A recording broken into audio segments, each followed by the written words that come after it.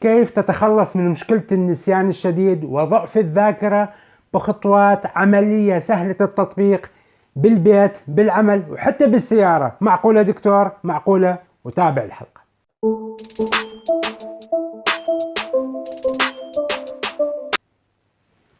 مرحبا متابعينا الاعزاء المشاهدين، جدد معكم دكتور فراس العلي، يحييكم اينما كنتم على قناتكم الطبية.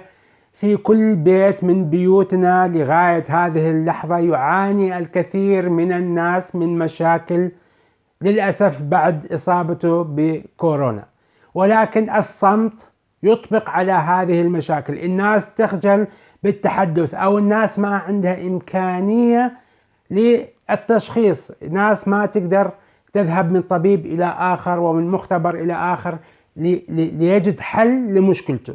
يوجد مشاكل كثيرة وأعراض كثيرة متلازمة ما بعد كورونا. تكلمت عن هذه الأعراض، موجود في القناة يمكنكم مشاهدتها. ومن هذه الأعراض بدأت بسلسلة أتحدث عن كل عرض من هذه الأعراض بطريقة سهلة ومفصلة، واليوم احنا نكمل تكلمنا عن مشكلة النسيان وضعف الذاكرة. واليوم خلينا نتكلم عن النقاط التطبيقية اللي راح نعطيك إياها، وبإذن الله تساعدك على تحسين ذاكرتك وزيادة ضخ الدم المحمل بالأكسجين الكافي للدماغ. وقبل ما نبدأ الحلقة أشكر جميع من يساندني ويشجعني. كلماتكم الطيبة لها أثر كبير على حالتي النفسية وتساعدني بالاستمرار رغم الصعوبات اللي أواجهها، ولكن هدفي أن أساعد الناس ولتكون صدقة جارية عني وعن والدي وعن كل من ينشر هذه المعلومات. فشكرا لكم، واكتبوا تعليقاتكم ومعاناتكم، وسوف نتحدث في الحلقات القادمة عن جميع هذه الأعراض. طبعا في الحلقة القادمة سوف أتحدث عن سر وكنز يزيد من قوة ذاكرتك ويعيدها لشبابها وكأنه عمرك 20 سنة. شيء مهم جدا لم يتحدثوا عنه، ولكن أنا بفضل من الله اكتشفته وكان له فضل علي بطريقة كبيرة. أتحدث عنه في الحلقة القادمة، فتابعونا. اليوم رح نتحدث بطريقة سريعة قدر الإمكان شلون تزود ضخ الدم بكميات كافية للدماغ، ولكن اليوم رح نتحدث عن 3 طرق. الطريقة الأولى هي تهيئ العضلات وتليينها. ليش تليينها؟ لأن احنا عندنا شد عضلي قاسي جدا. على الأقل نلين هذه العضلات بطريقة سهلة وبدون مساعدة أحد، يعني أنت نفسك بنفسك تساعد. النقطة الثانية رح نشاهد بعض التمرينات لزيادة ضخ الدم إلى الدماغ. والنقطة الثالثة أو التمرين الثالث هو شلون تعمل تليين لهذه العضلات بمساعدة شخص ببيتك. خلينا نتكلم بطريقة سريعة لكي لا نطول الفيديو. رمضان كريم. قبل ما نبدأ جميع هذه الأمور يجب علينا أن نلين العضلات. تقول لي دكتور ما عندي إمكانية أروح عند المختص، ما عندي وقت. إذا امرأة تقول أنا ما أقدر أروح على مختص، لا يوجد مختصة. شلون أنت تساعد نفسك بتليين عضلاتك قدر الإمكان؟ يمكنك عمل هذه الأشياء بالبيت، بالمكتب، وحتى بالسيارة. أول شيء خلينا نشلح النظارات. عندك إيديك الثنتين، فنقوم بالحركات التالية. الحركة الأولى عندنا يمكن استخدام الإصبعين بهذه الطريقة، إصبعين، وتقوم بتدليك المنطقة السفلى، هاي اللي تحت في نهاية الرأس. هاي المنطقة تشوفوها بطريقة بالإصبعين. أنت تقوم بنفسك بشكل دائري بلطف، مو بعنف، بلطف. هاي بطريقة دائرية. طبعا تحس بقساوة بهاي المنطقة. هاي المنطقة مهمة جدا جدا. هاي المنطقة مهمة جدا. يمكنك عمل هذه الحركات. هاي المنطقة يمكنك تدليكها بإصبعين بهذه الطريقة. هاي النقطة الأولى. النقطة الثانية، نقوم بعملية تدليك الكتف بدون مساعدة. طيب شلون دكتور؟ هاي عندنا الإيدين خلي الإيد اليسار تكون داعمة لليد اليمين، وبإيدك الثنتين تقوم بحركات دائرية خفيفة لطيفة بدون هاي تمسك العضلات الجانبية وتشوف ممتاز، بطريقة سهلة بسيطة بدون عنف. الرقبة لا تتحمل العنف، هادي يعني بشكل لطيف وبطريقة بسيطة. يمكنك عمل بعض الحركات مثل القرص الخفيف. طيب، والكتف نفس الشيء، تنزل على هاي الأكتاف تمسكها بها هاي الأكتاف تمسكها بطريقة مثل اللي تقرصها بطريقة خفيفة، وترجع تلين هذه المنطقة ترتاح. ولكن هذيك المنطقة الأخرى، المنطقة اليمين أيضا نفس الشيء، هاي الإيد اللي هي راح تعمل، وهاي الإيد اللي تكون داعمة، ونفس الشيء بإصبعتين يمكنك عمل الحركات الدائرية على طول الرقبة باللطف. اضغط بشكل خفيف. ممتاز. يزيد تزويد الدم. ممتاز. أو كما ذكرنا نسوي القرص للأكتاف. ممتاز، هذا شيء جيد. طيب، أهم شيء نأخذ اليدين الأصابع 10 ونسوي مساج خفيف للشعر. هذا شيء زين لكي ينمو الشعر. الأفضل إن احنا نطبقه، لأن حتى الشعر تضرر بعد إصابتنا بكورونا، إن الشعر نزل بكمية مو طبيعية. يعني أنا من الناس اللي تأثرت بالنسبة للشعر. ها حركات بسيطة بدون عنف، حركات بسيطة خفيفة هيك، تحاول قدر الإمكان تريح راسك، يرتاح راسك. هذه هي طريقة ممتازة. بطريقة بسيطة تلين نفسك. تمرين آخر على السريع.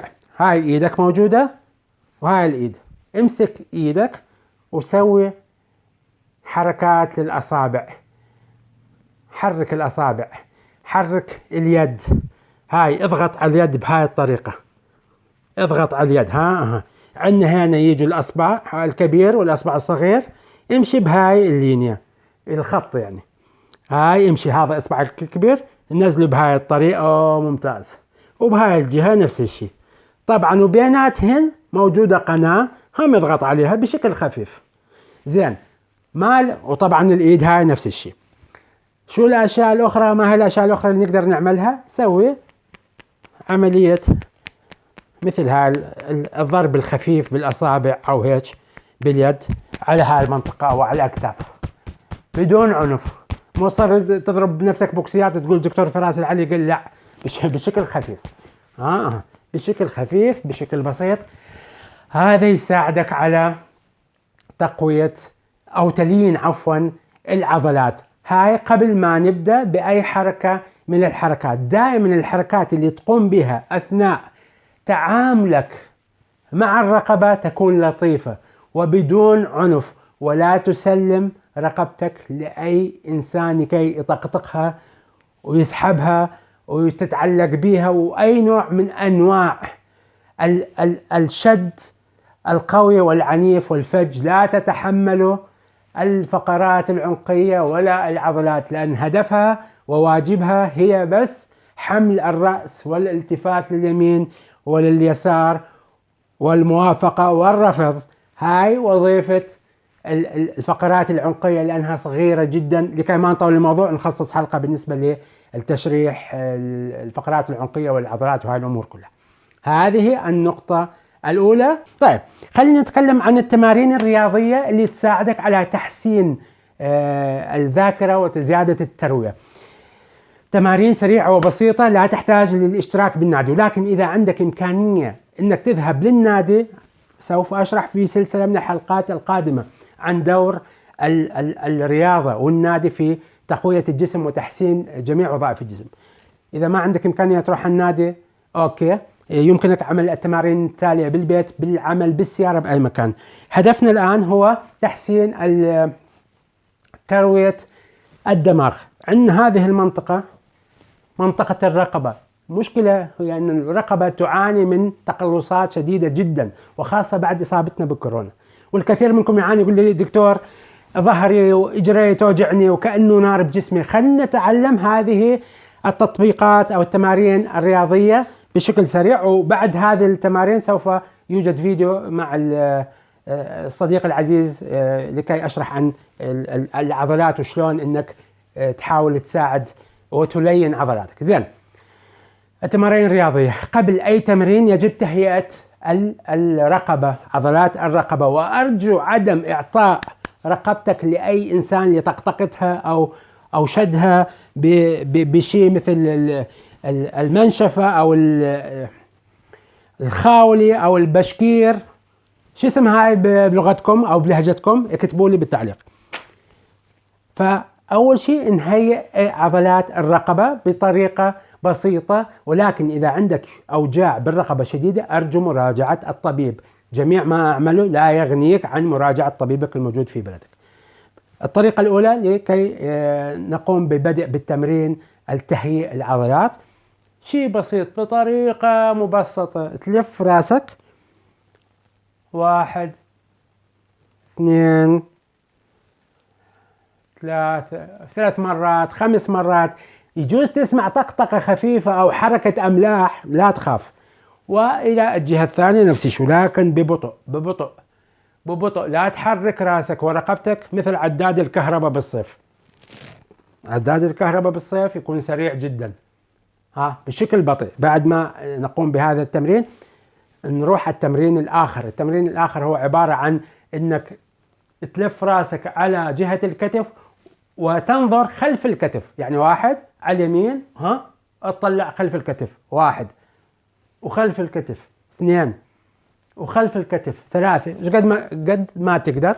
وعلى الجهة الثانية على اليسار نفس الشيء، اطلع بعيوني وراسك خلف الكتف، 1 خلف الكتف، 2 خلف ولكن بشكل بطيء. هذا التمرين الثاني. التمرين الثالث عندنا هو تنزل راسك وترجع للمنطقة الوسطية، 1 2 3 وإلى الخلف نفس الشيء، 1 2 3 لليمين، 1 2 3 1 لليسار، 2 3. هذا أيضا نشد هاي العضلات. هذا التمرين الآخر الرابع، أعتقد التمرين الرابع.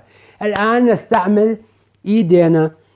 أنت بالمكتب بالسيارة بأي مكان تتنفس. طبعا التنفس له دور كبير في زيادة نسبة الأكسجين الواصلة للجسم وللدم عن طريقة يوصل للمخ. أرجوكم التنفس أيضا بطريقة عميقة. ولكن خلينا نتعرف على هذا التمرين. عندك ايديك الثنتين، تشبك ايديك الثنتين. عندنا العضلات العنقية مكونة من 4 مسطحات أو اتجاهات: الجهة الأمامية، الخلفية، الجهة اليمين، اليسار. خلينا نعمل هذا التمرين، نعمل على 4 هذه الجهات. هيا بنا.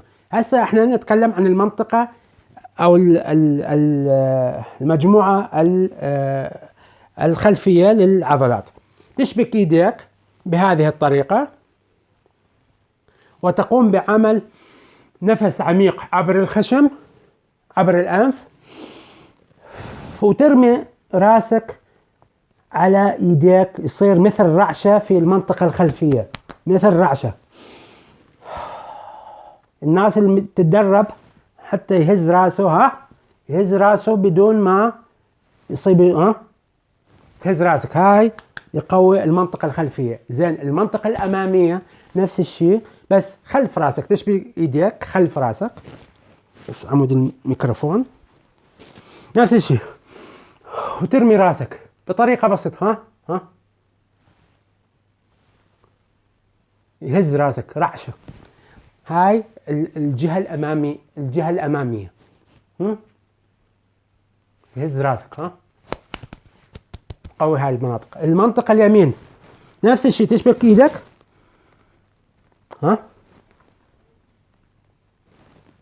والمنطقة هاي نفس الشيء. حتى نظرك يصير قوي. ليش؟ ان يجي تدفق دم. ولكن ارجو العناية، اذا عندك مشاكل بالرقبة هذا الشيء يجب يعني اخذ تشخيص من طبيبك اكيد.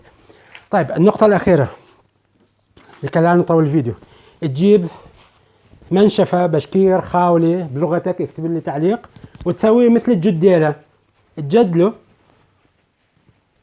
نفس البرنسيب، يعني نفس المضمون مال التمرين السابق، ولكن هذا ايضا يساعد احسن. نفس الشيء، نفس عميق، ايش قد ما تقدر، 10 ثواني 20 ثانية على الخلف، نفس الشيء، وارمي نفسك عليه. وهاي الطريقة من اليمين، هاي الطريقة من اليسار. بهذه التمارين تساعد على زيادة التروية.